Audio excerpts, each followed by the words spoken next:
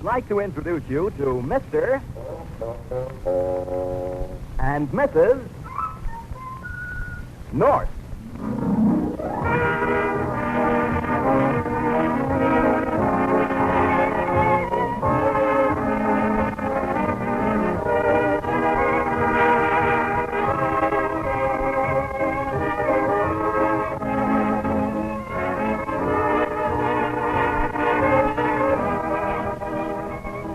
Good evening, ladies and gentlemen, and welcome to this new series of programs, which each week at this time will present America's most attractive young couple, Mr. and Mrs. North, starring Peggy Conklin in the role she created on the Broadway stage, with Carl Eastman as Mr. North.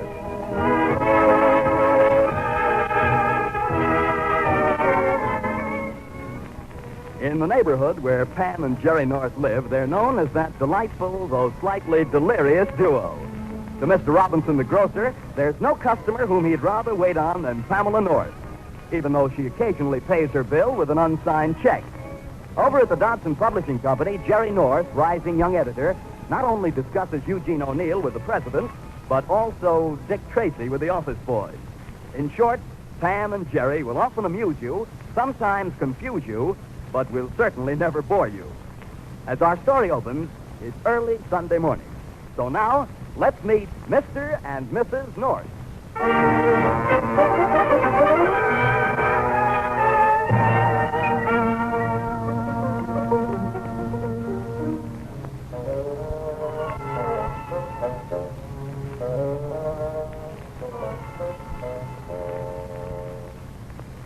Jerry, dear. Jerry, wake up. What's the matter? What time is it? It's 8:30. You've already slept 12 hours. You want to spend the whole day in bed? Yeah. Oh, Jerry, please wake up. You're spoiling all my plans. Plans? What plans? For the picnic, dear. You know, the picnic. Oh, yes, dear. We'll talk about it in the morning. Good night, dear. Jerry, come on now and get up. Get up. Pam, don't pull the covers off. I'm cold.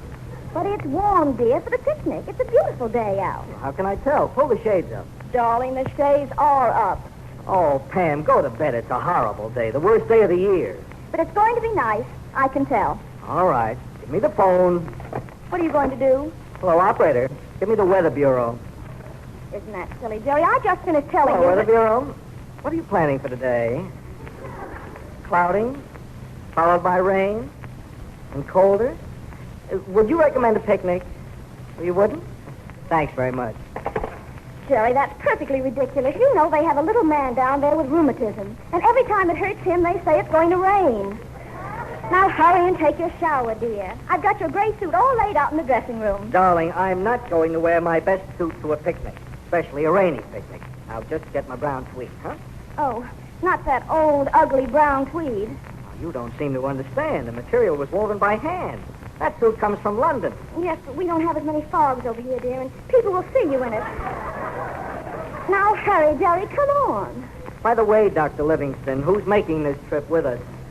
Well, I haven't invited anyone yet, but I thought I'd call Herb and Kate, and the Flemings, and Charlie and Jean, and, oh, yes, darling, that French fellow, Pierre Dubois. He's charming. Charming. Well, that settles it. Count me out. Now, dear, it's so silly of you to get angry every time Pierre kisses my hand. Well, I don't mind him kissing your hand, but I do get so when he starts biting your nails. Jerry, you do love me, don't you? Yes, I suppose so. Well, say you do. All right, I love you. And I love you, too. Now, put on your gray suit, dear. I'm telling you right now, if Pierre Dubois But I'm goes... only inviting him for your sake. He can gather wood and make the fire. And besides, he knows all about the birds and the flowers. Really? Do you think his mother should have told him?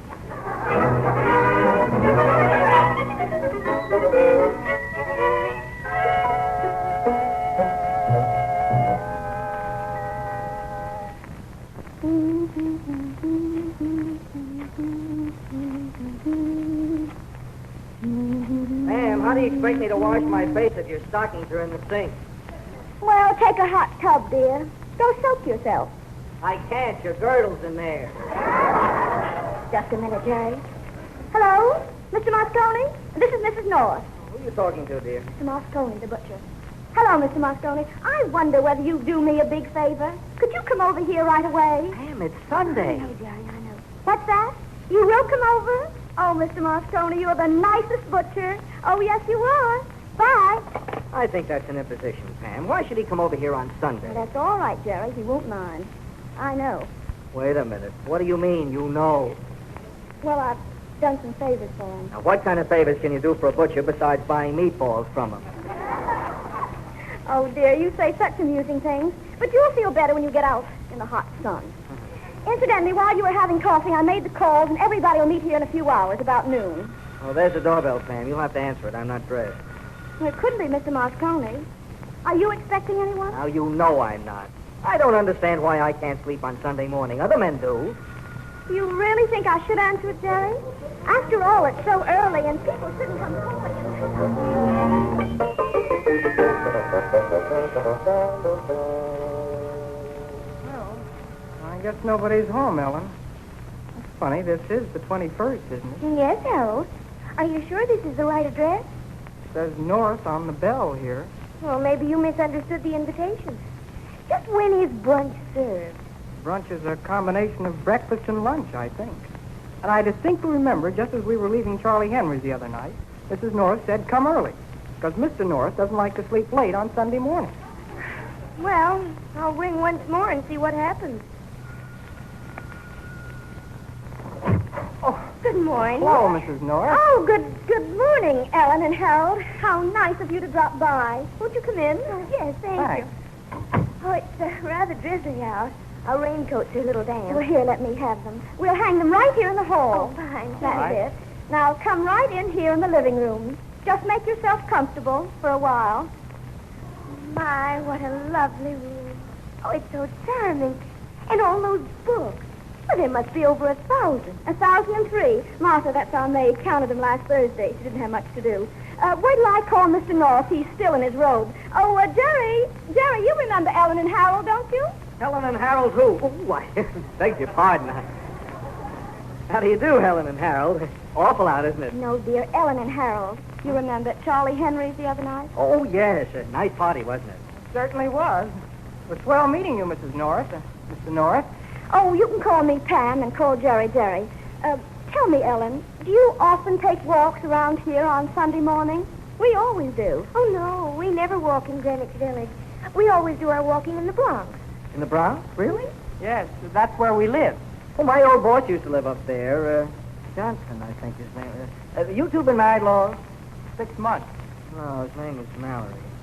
Any children? Jerry.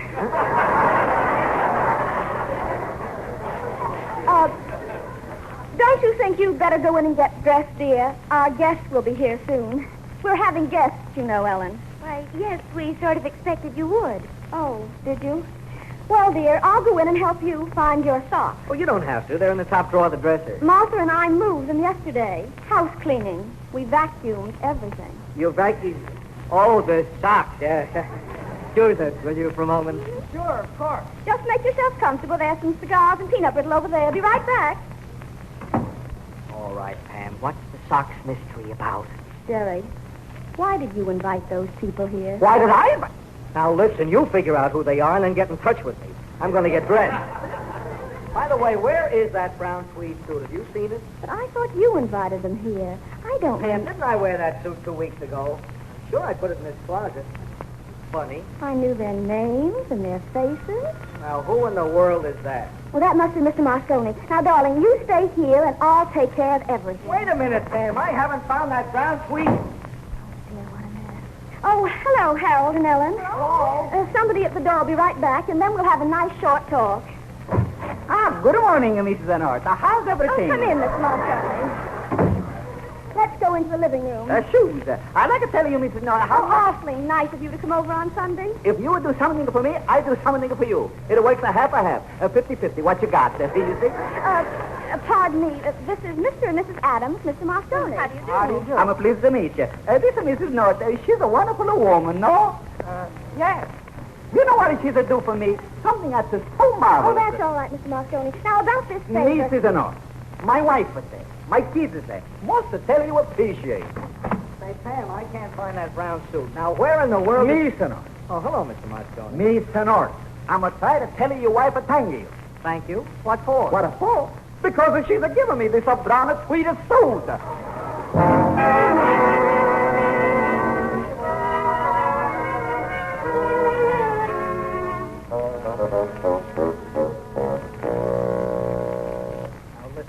We've been in this bedroom for 10 minutes, and you haven't made any sense yet.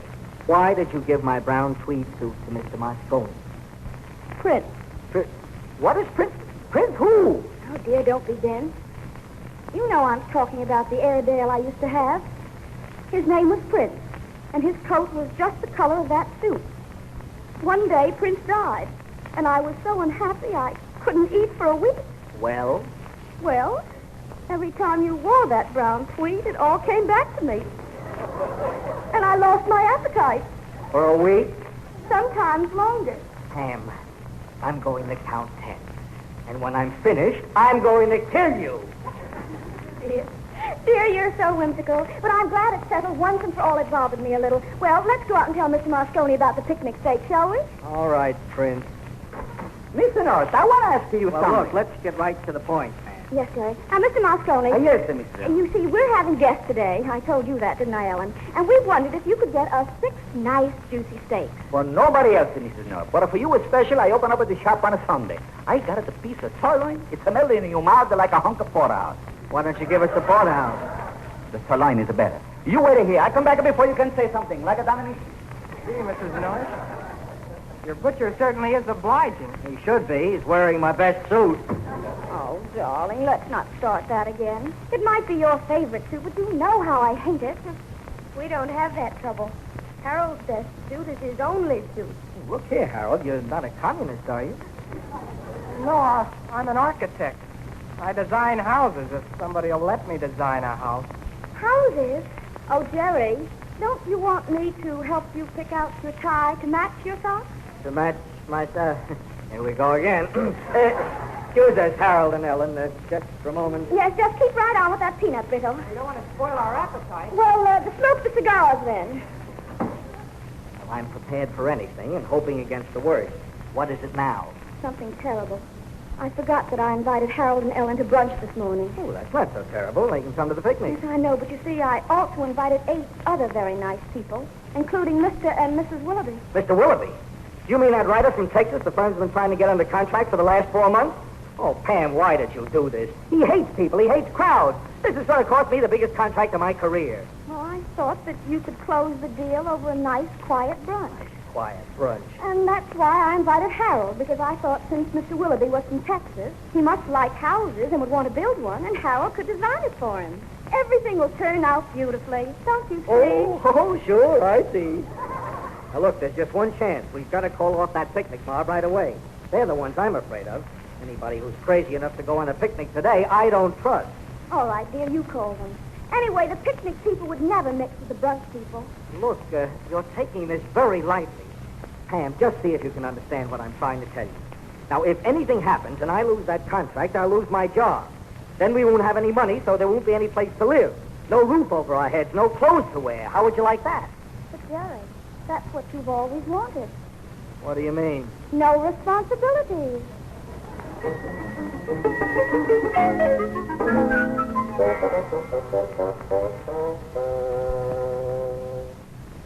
Harold and Ellen, it was all a mistake. Jerry's calling off the picnic right now, and we're going to have the brunch after all. We'll eat pretty soon. I hope you're not too hungry. Oh, no, we had the peanut brittle, didn't we, Ellen?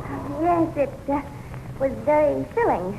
Now, Harold, I think we'd better talk about how you should handle Mr. Willoughby. I don't think you should start the conversation by mentioning houses. Sort of sneak into it. Sneak into it? Yes, you see, Mr. Willoughby is a Southerner, and you might talk about something that will make him feel at home, like cotton or hound dogs.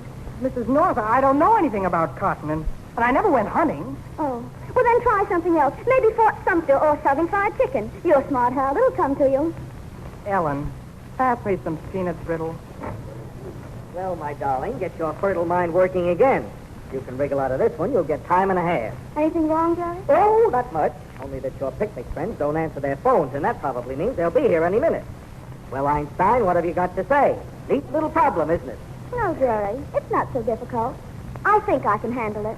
Wait a minute. Don't look at me like that. But it's quite obvious, darling. You have to suddenly become very, very sick.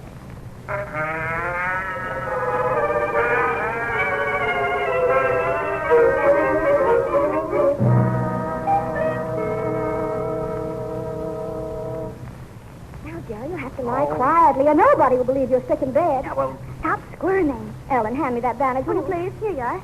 Pam, at least tell me what's supposed to be wrong with you. Well, I can't tell yet, dear, until I see how much bandage we have. Pam, in another minute, I'm going to explode. Jerry, keep that expression. Looks just like the mumps. Oh, Dear, I wonder who that is. Carol, you and Ellen had better come with me and wait in the kitchen. Now, Jerry, do something. Get a temperature. We'll be right back. Well, where is the kitchen, Pam? Right through that door there at the left. Now, hurry. Okay, Pam, you can go right ahead. We're in. Oh, fine. Oh, Pierre Dubois. Hello, Pierre. Mrs. North, bonjour, bonjour. It is wonderful to see you again. May I kiss the hand?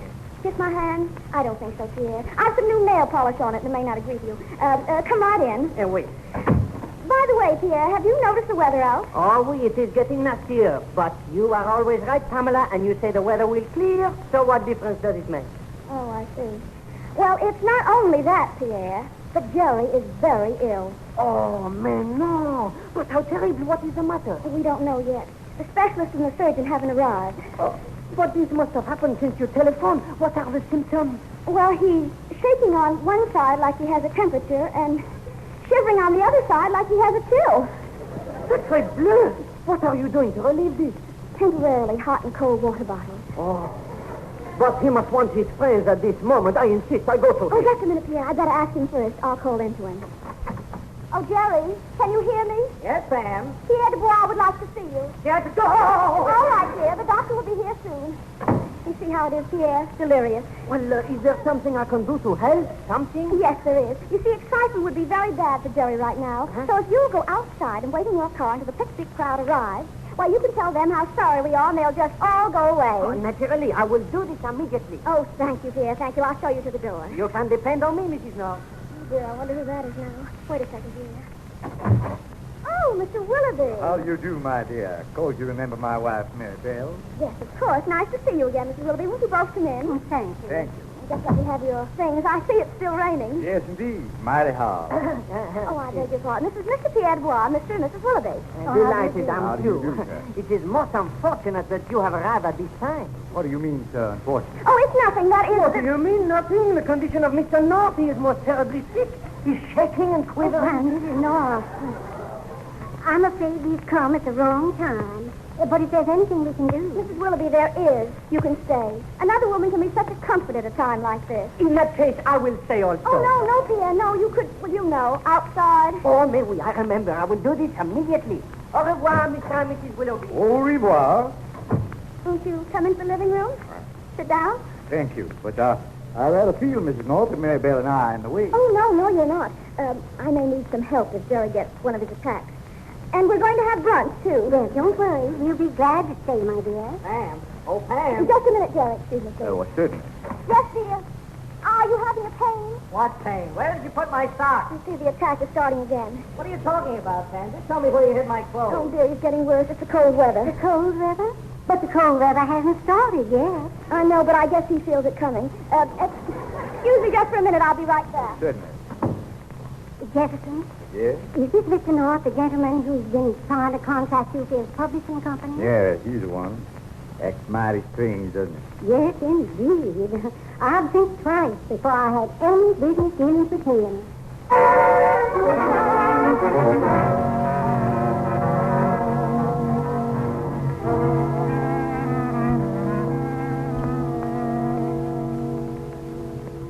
Well, as far as I can see, Pam, everything's swell if Pierre just heads off the picnic bunch and we carry right on with Willoughby. The only thing I don't like is you telling him I have fits. Well, you can always explain that, dear, or have one. Now, hurry and get dressed. I'll tell them you're all better. That'll fix things. Yeah, that'll fix things. Good. Oh, well, go on out there and confuse somebody. I'll come in as soon as I'm dressed. All right, dear. Well, Miss North, you look much brighter. Your husband all right? He certainly is, Mr. Willoughby. He's as good as new. Better. He made a rather quick recovery, didn't he, Miss North? Yes, it's that new drug Jerry takes, sulfasinamide. It does everything. Oh, that's the door. Excuse me, will you please? Certainly. Busy around here, isn't it? I'll be right back. Hello, Mrs. Dishonest. I got something for you. It's going to make your mouth water all over the kitchen. Oh, that's wonderful. That's wonderful, Mr. Moscone. Here, I'll take them. Thank you so much. Wait a minute. We'll go inside. You look at them over. Let's go in the living room. Well, all right. Go right in. Okay, I want to tell you, Mrs. North, these are steak. Oh, excuse me. You got a company. Yes. Mr. and Mrs. Willoughby, I'd like to have you meet a friend of mine, Mr. Moscone. He's an expert on food, especially meat. Why, is that so? Well, I'm very happy to know you, sir. Matter of fact, I'm preparing a book right now about food. Almost finished. I call it Cooking for Men Only. Why, Mr. Willoughby, I thought you wrote serious books about cowboys and cattle. Yes, he does, Miss North. But this book of recipes has been Jefferson's hobby for many years. He only needs a few more to complete the manuscript. And I might tell you he's insane on the subject. This is most exciting, Mr. Moscone. Meeting a gourmet like you. Say, I've been looking for something for 10 years. Maybe you've got it. A great recipe for a steak sauce. Steak sauce? I got it the best. You like it to taste? Well, I wondered if I could have it for my book, if you don't mind. Sure. These recipes are great. I only give it to people I like. These are handed down from my great-grandfather to my grandfather to my father to me. But I don't hand it to my son. He's the biggest crook. Wait till I put these steak in the kitchen. Then I give you the steak recipe. Come on, Mrs. North. We'll be right back, Mr. Willoughby. Isn't that nice about the recipe? Sure is. Jefferson, Yeah? something's puzzling me. Do you think this Mr. Moscone is a tradesman? Why, that's absurd. It's Sunday, for one thing. No tradesman to wear such a perfectly tailored imported tweed. Well, that's what I thought. This brunch we're here for. Well, maybe the custom is different up north here. Huh? Evidently, one's supposed to bring some food. Oh, I think you're right, my dear. What'll we do about it? Well, why don't we go out quietly and come back with the pie? Yeah, but I don't want to take a chance of losing Mr. Moscone. I want that recipe. If it measures up to expectations, I want it for my book. Now, Jefferson, you'll be able to talk to him all afternoon. Now, let's go while we have the opportunity. Well, Pam, I'm all dressed now. Let's... Hey, Pam. Mr. Willoughby. What the... Pam, where are you? Why, Jerry, what's the matter? Hello, Mr. North. How's your headache, Mr. North? Never mind that. Where's Mr. Willoughby, Pam? Well, I left him and his wife right here in the living room just a second ago. Harold. Ellen, did you see them? Oh, no, Harold and I have been hiding in the kitchen. Pam, please try to remember. Did you do anything? Did you say anything that could have upset them? Think, Pam. Concentrate. I don't know what to say, Jerry. Maybe they went for a walk. Walk. They probably walked out on us. What a wonderful surprise you planned. I was going to get the contract, and Harold was going to design the house. Well, won't you be surprised tomorrow night when I come home and tell you I've been fired? Well, folks, I'm going to leave you to fight. That's very healthy. I'm going to take the wife and the kids to a farm in Indiana 2 weeks on vacation. So long, and thanks again for the brown and sweetest food. Goodbye, Mr. Moscone. And thank you very much for everything. Now, this is the end. First, in the middle of a rainstorm, you start to arrange a picnic. Then you have to call off the picnic because you arranged the brunch. You give away my best suit, you drag Ellen and Harold down here from the Bronx, and finally I lose the best writer I ever hoped to get. Pam, I don't know why I married you. Jerry, you were in love with me. What makes you so sure? Well, it was before the draft, dear.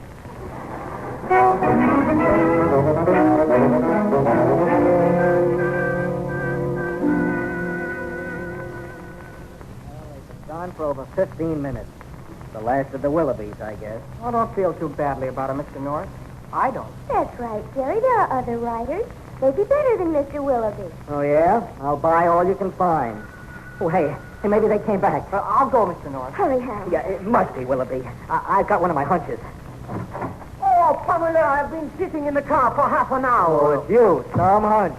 Jerry, you are all better. Oh, my friend, this is wonderful, merveilleux. That's pretty good. What's the trouble, Pierre? Something happened outside? Oh, but no, that is the trouble. Nothing at all happened.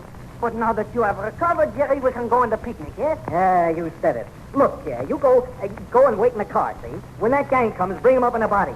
Sure, we'll go on a picnic. Of course, we'll go out in the rain. What do we care? Come on, Pierre, I'll take you to the door. Jerry, are you sure you're feeling all right? Oh, Jerry, my friend, I'm very glad to see you so happy. We'll have some fun, yes? Yes, I'll say we will.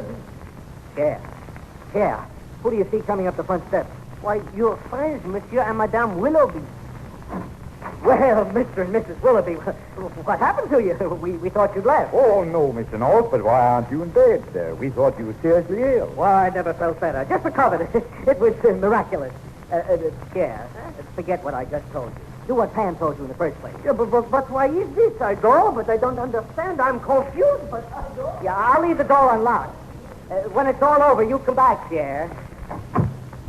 Come right in, won't you? Thanks. Let's go right into the living room again. I want you to be very comfortable. Oh, we're very pleased to see you're out of bed, Mr. North, and fully recovered from your fit. Oh, there you are, Mrs. North. We're awfully glad you returned, Mr. Willoughby. Awfully glad. Well, my child, in honor of your brunch and to show our appreciation for your hospitality, we wanted to accept this little pie. Why, Mr. Willoughby, isn't that sweet? Nothing. Oh, thank you both so much. Oh, by the way, here are two more friends of ours you haven't met, Ellen and Harold Adams. How do you do? Harold is a wonderful architect. Designs houses, you know. You do need a new house in Texas, don't you, Mr. Willoughby? Well, frankly, we are going to build a new estate, but I'm surprised. I thought Mrs. Willoughby and I were the only ones who knew that. For me. But I'll talk to you about that later on in the day, young man. Oh, that'll be swell, Mr. Willoughby. Swell. Well, now, Mr. North, I've got some news for you. Yes? In return for that marvelous service you did for me today, I talked it over with my wife, and I decided to let your company handle my publishing exclusive. Really? Well, I don't know how to thank you, but what's the service I did for you? Why, it was through you all I met your friend, Mr. Moscone. Now, if you'll bring him out, I'll take down that recipe. I want to test it out right away. It might be just what I've been looking for so many years. Mr. Willoughby, do you have to have it right now? I can't wait. This little book of mine's going to the printer in 2 days. Where is Miss Moscone? Well, he left, and he won't be back for 2 weeks. What? Well, can't you catch him? Well, where did he go? Went to a farm in Indiana. That's all he told me. He told you? Do you mean to stand there and tell me you let him get away?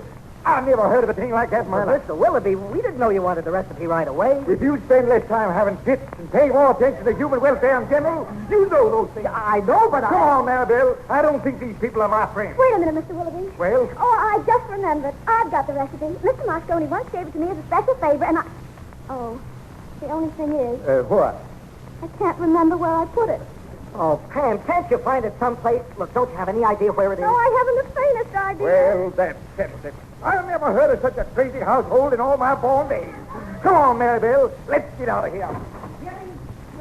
Can everybody arrive downstairs and they insist you have this picnic? Oh, Pierre, go away. Go away, but they're all waiting. Herb says we haven't much time. Oh, wait a second. Herb, time, Herb, darling, that's where it is, the recipe. In my herb book under time, spices. I've got it right here on the shelf. But this is no time to talk of recipes. Are we going on this picnic or not? They're waiting. Well, I don't know, Pierre. Mr. Willoughby doesn't like crowds. Nonsense. I want to try this recipe right away on one of Mr. Moscone's steaks.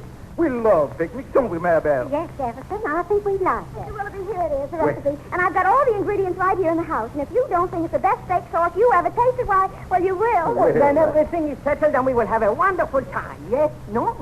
And, darling, Yes. look out the window. The sun is shining.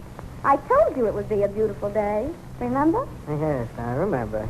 Look, you all go down to the cars. I'll be along in just a minute. There's something I have to do. Well, hurry up now. Don't take too long. No, I won't. Come on, Al. See you in a minute.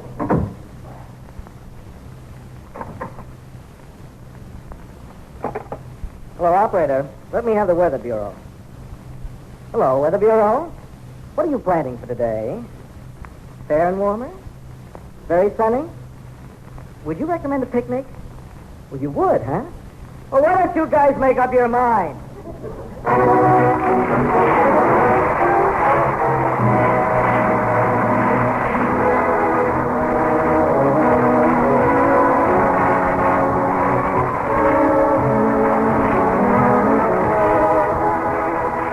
Be sure to tune in next week at this same time for another visit with Mr. and Mrs. North, starring Peggy Conklin.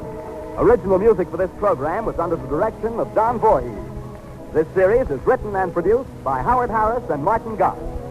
Dan Seymour speaking and bidding you all good night.